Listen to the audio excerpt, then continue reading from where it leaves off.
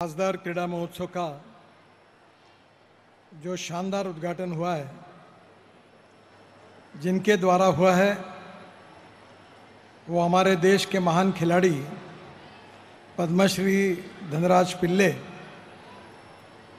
जिन्होंने हमारे देश का इंटरनेशनल लेवल पर अनेक बार हॉकी में प्रतिनिधित्व किया है और उनके खेल के कारण उन्होंने हिंदुस्तान को गौरवान्वित किया है। ऐसे पद्मश्री धनराज पिल्ले जी को मैं बहुत बहुत धन्यवाद देता हूं और सबकी ओर से उनका स्वागत करता हूं, उनको बहुत बहुत शुभकामनाएं देता हूं। Thank you. आज के इस कार्यक्रम में उपस्थित आदरणीय पूर्व मंत्री, केंद्रीय मंत्री हंसराज अहीर, हमारे विधायक श्री विकास कुंभारे, हमारे महापौर दयाशंकर तिवारी जी, हमारे पूर्व विधायक सुधाकर देशमुख, सुधाकर कोड़े, जयप्रकाश जी गुप्ता, हमारे काटोल नगर परिषद के अध्यक्ष चरण सिंह ठाकुर, मंच पर उपस्थित हमारे पूर्व विधायक पूर्व आमदार डॉक्टर मिलिंद माने, गिरीश व्यास, जिनके संयोजन में ये कार्यक्रम हम करते हैं, वो पूर्व महापौर संदीप जोशी, सॉफ्टबॉल एसोसिएशन की अध्यक्षा निताली नारंग, जो विशेष रूप से दिल्ली से इस कार्यक्रम के लिए आई है, और उपस्थित सभी नागपुर के खिलाड़ी भाइयों बहनों और खिलाड़ी प्रेमियों। बीच में कोविड के कारण खासदार क्रीड़ा महोत्सव करते समय हमें बहुत अड़चनें आई और इसलिए कभी इसको रोकना भी पड़ा, पर आज मुझे खुशी है कि आज से 16 दिन नागपुर में खासदार क्रीड़ा महोत्सव का ये यशस्वी आयोजन होगा। मुझे बहुत खुशी है कि देवेंद्र जी जब मुख्यमंत्री थे और बावनकुळे जी पालक मंत्री थे, तो मैंने उनसे अनुरोध किया था और नागपुर में करीब 200 खेलने के अच्छे मैदान, स्टेडियम हमने तैयार किए हैं। आज नागपुर में कम से कम 450 से ज़्यादा खेलने के स्टेडियम हमने तैयार किए हैं और नागपुर इम्प्रूवमेंट ट्रस्ट की ओर से जो गंदा पानी है उसको शुद्ध करके इस ग्राउंड पर डालने की योजना भी हमने बनाई है। और मैं ये चाहता हूँ कि हमारे जो क्रीड़ा मंडल है, जिस जिस क्षेत्र में खेलते हैं, वो इस ग्राउंड की जिम्मेदारी ले, वो भी खेले, बाकी लोगों को भी खेलने के लिए प्रोत्साहित करे और नागपुर में रोज कम से कम शाम को 6 बजे से लेकर रात को 8 साढ़े 8 बजे तक करीब 1 लाख खिलाड़ी हमारे मैदान पर खेलने चाहिए। यही भावना हम सबके मन में है। मैं सांसद हूँ, रोड बनाना, पीने के पानी की योजना पूरी करना, मेट्रो लाना, ये सब बातें, ब्रिजेस बनाना, फ्लाईओवर बनाना, ये तो काम है ही, पर उसके साथ साथ नागपुर का सांस्कृतिक वैभव बढ़ाना, नागपुर के स्पोर्ट्स में यहाँ के यंग टैलेंटेड खिलाड़ियों को प्रोत्साहित करना, ये भी मेरा उतना ही कर्तव्य है। मुझे बहुत खुशी है कि आप सबके सहयोग से एक खासदार सांस्कृतिक महोत्सव हुआ और उसमें रोज 50,000 लोग आते थे। शंकर महादेवन से लेकर हमारी सुनीति चौहान तक, हेमा मालिनी जी तक, बहुत बड़े बड़े कलाकार आए और उन्होंने बहुत अच्छा प्रदर्शन किया। एक समय हमने नागपुर के 1200 कलाकारों का संगीत का एक कार्यक्रम भी बड़े प्रमाण में किया था। इतिहास संस्कृति के आधार पर भगवान गौतम बुद्ध हो, आर्य चाणक्य हो, स्वामी विवेकानंद हो, छत्रपति शिवाजी महाराज हो, शिरडी के साईं बाबा हो, अनेक संतों के ऊपर भी कार्यक्रम नाटक के रूप में हुए। और हमारी ये कोशिश रही कि नागपुर की जनता सांस्कृतिक मूल्यों के साथ इतिहास और संस्कृति और विरासत को लेकर भी आगे विकसित हो। और उसके साथ साथ उसके यशस्वी कार्यक्रम के बाद हमने क्रीड़ा महोत्सव भी बड़े अच्छे तरीके से किया। सचिन तेंदुलकर से लेकर अनेक खिलाड़ियों को, जो स्पोर्ट्स के आइकॉन हैं, उनको हमने बुलाया। सचिन तेंदुलकर हमारे बीच में आए और आज धनराज पिल्ले जी हमारे बीच में आए। हमारा उद्देश्य है कि हम इनको इसलिए बुलाते हैं कि हमारे खिलाड़ियों के सामने ये आदर्श रहे कि हम भी सचिन तेंदुलकर जैसे बने, हम भी धनराज पिल्ले जैसे बने। यही भावना आपके मन में निर्माण हो, इसलिए हम उनको बुलाते हैं। अभी धनराज जी बता रहे थे कि वो बहुत अच्छा मराठी बोलते हैं, और मैं उनको बताने वाला था पर भूल गया कि थोड़ा मराठी में भी बोलिए। इतना सुंदर मराठी बोलते हैं। तो वो 3 पीढ़ियों से पूना में रहते हैं, अब मुंबई में है। पहले महिंद्रा एंड महिंद्रा में काम करते थे, अब एयर इंडिया में काम कर रहे हैं। और उनने पूरा अपना जीवन स्पोर्ट्स के लिए दिया है, हॉकी के लिए दिया है, प्रशिक्षण के लिए दिया है, नए खिलाड़ियों को तैयार करने के लिए दिया है। और मुझे लगता है कि यही हमें आने वाले समय में हमारी जो यंग जनरेशन है, मैं बहुत दुखी होता हूँ कि हमारे घरों में छोटे छोटे बच्चे मोबाइल फ़ोन पर हमारे वीडियो गेम खेलते हुए दिखते हैं। इससे हमारा देश खड़ा नहीं होगा, इससे हमारे देश के युवा खड़ा नहीं होंगे। हमारे देश के युवाओं को खड़ा करना होगा, उनका व्यक्तित्व और चरित्र का निर्माण करना होगा, उनको कर्तृत्ववान बनाना होगा। तो खेल के मैदान पर ही उनका व्यक्तित्व आकार ले सकता है, बड़ा हो सकता है।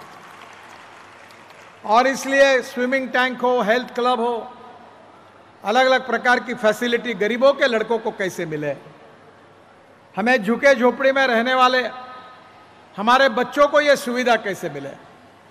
और इसलिए अभी कुछ दिन पहले अमिताभ बच्चन जी नागपुर में आए थे। झूंड करके पिक्चर जो था उसका चित्रीकरण यहाँ हुआ, पर उस झूंड में जो टीचर थे वो भी बाबरे जी हमारे यहीं के हैं। और अभी हमने उनको एक कार्यक्रम में, सांस्कृतिक कार्यक्रम में भी बुलाया था, और उन्होंने अपने जीवन में यहाँ बच्चों को कैसे, झोपड़पट्टी के बच्चों को ट्रेन किया, इसका चित्रण अमिताभ बच्चन जी के साथ बहुत अच्छा चित्रपट जो हमारे सामने आया था, जो काफ़ी लोगों ने देखा है। और मैं यही मानता हूँ कि हम चाहे गरीब से गरीब लड़का क्यों ना हो, अगर उसमें स्पोर्ट्स का टैलेंट है तो समाज की जिम्मेदारी है कि उसको सपोर्ट करे और उसको टैलेंट को बढ़ावा दे और उसको खेलने के लिए एक्सपोजर दे। और इसलिए 16 दिन में यह कार्यक्रम हो रहा है। 35 गेम्स इसमें हैं, 40 मैदानों पर होने वाले हैं, 563 ट्रॉफीज है, 9,260 मैचेस है और करीब 45,000 प्लेयर्स इसमें भाग लेने वाले हैं। और इसके कैश प्राइज 93 लाख रुपीस के कैश प्राइज हम इन खिलाड़ियों को प्रोत्साहन के रूप में दे रहे हैं। अभी धनराज जी ने कहा कि इसको आप 1 करोड़ करिए। उनकी बात को स्वीकार करते हुए अगले साल हम 1 करोड़ रुपए के प्राइजेस हमारे खिलाड़ियों को देंगे। पर मेरी कंडीशन है कि 1 करोड़ के प्राइजेस जब देंगे तो खेलने वाले खिलाड़ियों की संख्या भी 1 लाख होनी चाहिए। ये भी जिम्मेदारी आप जरूर लीजिए और हम और खेल बढ़ाएं और 40 नहीं तो 300 खेलने के मैदानों पर हमारी स्पर्धाएं हो और लाखों लोग, अभी 5 लाख लोग इसको देखते हैं। मैंने अनुरोध किया हमारे समिति को कि सुबह 6 से लेकर 8:30 बजे तक और शाम को 6 से लेकर 8:30-9 बजे तक इसका आयोजन करिए, ताकि धूप ज़्यादा होने के कारण किसी खिलाड़ी की तबीयत नहीं बिगड़नी चाहिए। हमारे यहाँ बहुत ज़्यादा टेम्परेचर है, पर मेरा विश्वास है कि आपकी जान को बचाते हुए आप इस खेल का आनंद लीजिए। हमने जो बनाए हुए खेल के स्टेडियम है उसका उपयोग करिए और जो भी खिलाड़ी राष्ट्रीय अंतर्राष्ट्रीय स्तर पर जाएंगे, हमारा खासदार क्रीड़ा महोत्सव की समिति उनके तरफ पूरी ताकत और शक्ति के साथ खड़ी रहेगी। ये विश्वास मैं आप सबको देना चाहता हूँ। और निश्चित रूप से जैसे धनराज जी ने वर्ल्ड में हिंदुस्तान का नाम हॉकी में बहुत अच्छा खेल का प्रदर्शन करके नाम बड़ा किया, उनके जैसे खिलाड़ी, अनेक खिलाड़ी नागपुर में तैयार हो, यही हम सबकी महत्वाकांक्षा है, मिशन है। मैं क्रिकेट खेलता था, मुझे इस बात का अभिमान है कि सीके नायडू जो क्रिकेट के जादूगर माने जाते थे वो नागपुर के थे। मैं यहाँ अनेक बार क्रिकेट स्टेडियम पर मैचेस देखने के लिए जाता था। यहाँ दिलीप वेंगसरकर अभी मुझे मिले थे, तो मैंने उनको याद किया कि दुलीप ट्रॉफी में वीसीए के ग्राउंड पर उनकी पहली दुलीप ट्रॉफी के मैच में उन्होंने प्रसन्ना और बेदी को दोनों एंड से इतना ठोका था और सेंचुरी मारी थी, वो उनका कारकिर्द का सबसे अच्छा गेम इसी नागपुर के ग्राउंड पर हुआ था। उसको मैंने उनको याद कराया। मुझे विश्वास है कि हमारे रणजी ट्रॉफी में हमारे क्रिकेट टीम ने भी बहुत अच्छा प्रदर्शन किया, वो भी जीते हैं। खो खो में, कबड्डी में अनेक, इसमें अभी जिसका उल्लेख संदीप जी ने अपने भाषण में किया, आज वो सब खिलाड़ी राष्ट्रीय और अंतर्राष्ट्रीय स्तर पर हमारा प्रतिनिधित्व कर रहे हैं। और मेरा विश्वास है कि इन सब खिलाड़ियों को प्रोत्साहित करना हम सब का काम है, और वो आगे और जाए, नागपुर का नाम बड़ा करे, महाराष्ट्र का नाम बड़ा करे, देश का नाम बड़ा करे और देश का नाम पूरे विश्व में बड़ा करे। यही हम सबकी उनसे अपेक्षा है।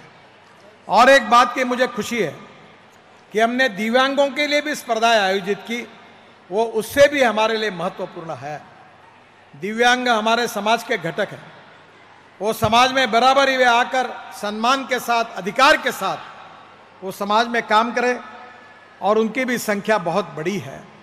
उनको प्रतिष्ठा देना, उनको सम्मान देना, उनकी पॉजिटिविटी बढ़ाना, उनका आत्मविश्वास बढ़ाना और उनके भी खेलों का सफल आयोजन करना, इसके लिए भी हमने विशेष रूप से आयोजन किया। मैं निश्चित रूप से अनुरोध करूंगा संदीप जी को और हमारे समिति को कि अगली बार दिव्यांगों का क्रीड़ा महोत्सव अलग करिए, ताकि उसमें केवल दिव्यांगों की हमारे लड़के लड़कियां उसमें भाग लें और उनको भी हम बड़े प्रमाण पर प्रोत्साहन दें। और दूसरी तरफ हमारी कबड्डी, खो खो, एथलेटिक्स, मलखाम, ये सब खेल तो हम खेल ही रहे हैं। और इसके साथ योगासन, योग विज्ञान अभी इंटरनेशनल लेवल पर पहुंचा है। मोदी जी ने यूनो में भाषण देकर योग डे बनाने के बारे में अपील किया है। मैं अगली बार ये भी आह्वान करूंगा कि हर स्कूल में वहाँ जाकर वहाँ के हजारों बच्चे योग के प्रात्यक्षिक करें, और उन स्कूलों के इसमें जो हमारा परीक्षक मंडल वहाँ जाए और उसमें से स्कूलों को चुनकर हम उनको पुरस्कार दें, ताकि योगासन के लिए, योग विज्ञान के लिए भी हम प्रोत्साहित करें। मैं अभी धनराज जी को और मैडम नारंग जी को बताना चाहूँगा कि ये फ्लाईओवर जो है जिसके ऊपर से हम आए, उसके नीचे में खेलने वाले खिलाड़ियों की प्रतिकृतियाँ हैं। उसमें योगासन के प्रात्यक्षिक दिखाए गए हैं। नागपुर में जिनका नाम नागपुर के जिन्होंने बड़ा किया है, उपराष्ट्रपति हिदायतुल्ला से लेकर अनेक लोगों ने जो विश्व में नागपुर का नाम पहुंचा है, उनके फोटो लगे हुए हैं। अच्छा लैंडस्केपिंग किया गया है, ताकि इस ब्रिज पर जाते समय हमारे बच्चे, इनको प्रेरणा मिले कि ये हमारे पूर्वज हैं कि जिन्होंने हमारे लिए क्या किया है। हम खेल के क्षेत्र में भी हमारे ब्रिजेस के ऊपर, मेरी इच्छा है कि अब मेट्रो बनी है और मेट्रो के हर पिलर पर 2-3 कल्पनाएं आई है कि जितना नृत्य के प्रकार है, कथक है, कुचिपुड़ी है, एक एक नृत्य के प्रकार की प्रतिकृति हो, या हमारे योगासन के जितने आसन हैं उसकी प्रतिकृतियां हो, ताकि उसको देखकर हमारे बच्चों के मन में योगासन के प्रति भी एक क्रियाशील भाव पैदा हो, ताकि हमारा पूरा जीवन स्पोर्ट्समय हो। मैं आपको बताता हूं कि मैं रोज 1.25 से 1.5 घंटा प्राणायाम और एक्सरसाइज करता हूं, और कोविड में मुझे ये आदत लगी, और जब से मैंने ये शुरू किया मेरा स्वास्थ्य एकदम सुधर गया। बहुत अच्छे तरीके से मेरा स्वास्थ्य सुधरा। इसका कारण मेरे नियमित व्यायाम को है। मैं अभी कुछ दिन पहले एक कार्यक्रम में अमिताभ बच्चन जी के साथ था, और उन्होंने मुझे कहा कि आप क्या कर रहे हो, आप 10 साल यंग लग रहे हो, पिछले साल मिला उससे आप यंग लग रहे हो, आपके चेहरे पर का भाव बदल गया, आप क्या कर रहे हो। तब मैंने उनको कहा कि मैं रोज एक्सरसाइज कर रहा हूँ और प्राणायाम कर रहा हूँ। तो हमारे सुखी निरोगी जीवन के लिए हमें योगासन हो, व्यायाम हो, स्विमिंग हो, खेलना हो, ये बहुत आवश्यक है, जिससे हमारा व्यक्तित्व बनेगा, कर्तृत्व बनेगा और नेतृत्व बनेगा। और इसलिए सभी हमारे बच्चों को, जैसे पढ़ाई में हमने अच्छे मार्क मिलाने चाहिए, वैसे स्पोर्ट्स में भी हमारा अव्वल नंबर आना चाहिए, और वो भी हमने नियमित रूप से करना चाहिए। ये आप सब लोग निश्चित करें। आपको पता होगा कि एक समय मेरा वजन 135 किलो था, आज मैं 93 kg हूँ, और जो वजन कम हुआ तो मेरे को बहुत फिटनेस अच्छा लगता है। आप भी फिटनेस के बारे में, हेल्थ कॉन्शियस के बारे में, आपके स्वास्थ्य के बारे में नियमित रूप से व्यायाम करेंगे तो आपका जीवन निरोगी होगा, सुखमय होगा और अच्छा होगा। और इसलिए मैं निश्चित रूप से अगले साल और जोर के साथ हम इसको मनाएंगे। 1 करोड़ के पुरस्कार अगले साल निश्चित रूप से देंगे। और इसमें और एक संदीप जी ने अच्छी बात शुरू की। मैं यशवंत स्टेडियम पर गया था, 50-50, 60 साल की महिलाएं, उनके भी गेम हुए थे और वो भी 60-60 साल की महिलाएं जर्सी पहनकर उसमें खेल रही थी और उनमें अभूतपूर्व उत्साह था। तो मुझे विश्वास है कि हम सीनियर सिटीजन के लिए भी विशेष रूप से खेलने का आयोजन करें, ताकि दिव्यांगों के साथ हमारे ज्येष्ठ नागरिक जो है सीनियर सिटीजन है, उनको भी हम इस पे आनंद दें खेल का। तो ये भी हमारे लिए बहुत बड़ी बात होगी। मैं फिर से एक बार सभी खिलाड़ियों का अभिनंदन करता हूं। और आज विशेष रूप से जिन बच्चों ने मलखांब से लेकर, लेजिम से लेकर, योगासन से लेकर जो प्रात्यक्षिक किया, जो मेरे सामने बैठे हैं, उनको बहुत बहुत धन्यवाद देता हूं, उनका अभिनंदन करता हूं। आप भी जोरों से तालियां बजाइए। इन बच्चों ने बहुत अच्छा प्रदर्शन किया है, उनको भी बहुत बहुत शुभकामनाएं। और नागपुर की जनता को आह्वान करूंगा कि ये जो 40 मैदाने हैं, रोज शाम को और सुबह आकर इस खेल का आनंद लीजिए। और आते समय खेल के बारे में रुचि निर्माण हो, इसलिए अपने बच्चों को भी लेकर आप मैदान पर आइए और इसका आनंद लीजिए। यही उनसे अनुरोध करते हुए फिर से एक बार आपको बहुत बहुत बधाई, धन्यवाद। और विशेष रूप से धनराज पिल्ले जी को और नेताली नारंग जो दिल्ली से हमारे इस कार्यक्रम में आई है, सॉफ्टबॉल एसोसिएशन की अध्यक्षा, दोनों को, और हंसराज अहिर को, और हमारे सभी विधायक, पूर्व विधायक, महापौर, इन सब प्रमुख लोगों को जिनका सहकार्य हमको मिलता है, उन सब को फिर से एक बार बहुत बहुत धन्यवाद देते हुए, हमारे आयोजन समिति को धन्यवाद देते हुए मैं अपनी बात को समाप्त करता हूं। जय हिंद, नमस्कार, जय महाराष्ट्र, जय हिंदुस्तान।